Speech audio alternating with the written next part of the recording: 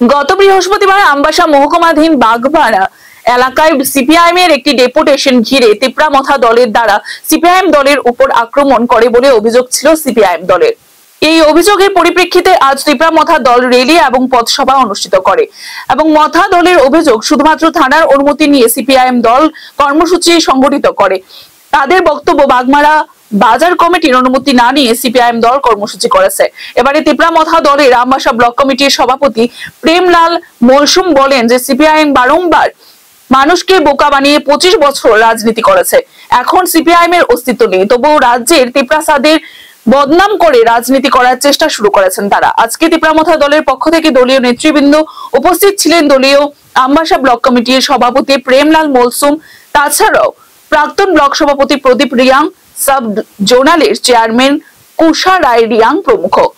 তিপ্রামথা এই প্রত্যেকটি যদি আমবাসা এলাকায় বা এই বাগমারা বাজার যদি কোনো মিছিল মিটিং বা বাজার সভা করতে হয় তো প্রোটোকল সিস্টেমে আমরা করি।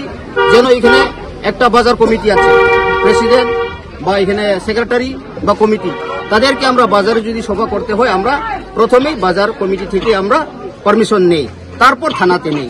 আমরা দুলুবাড়িতেও করি, এসডিএম অফিসের সামনে, সে তৎকালীন আমরা দুলুবাড়ি বাজার কমিটি থেকে প্রথমেই আমরা এই পারমিশনটা নেওয়া হয়, এরপরে আমরা পিএস থেকে পারমিশন নিয়ে আমরা আমাদের মিটিং মিছিল সভা আমরা করি।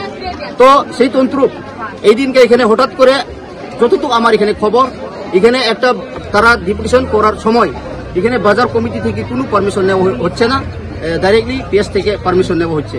ঠিক আছে, তো এখানে একটু বাজার কমিটি, এই বাগমারা বাজার কমিটি এবং সিপিএম যারা এখানে ডিপুটেশনকারীরা তারা একটু তর্কাতর্কি হয়েছিল মনে হয়। Bureau report, Tripura news 8।